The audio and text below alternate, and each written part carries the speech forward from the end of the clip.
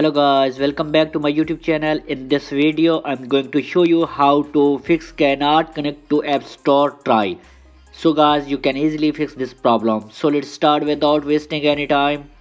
So guys, first of all, go back App Store. So guys, first of all, you need to open iPhone setting. And guys, make sure that your phone is connected to Wi-Fi or mobile data is turned on. And scroll down.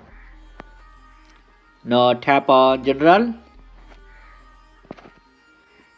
And tap Transfer or Reset iPhone.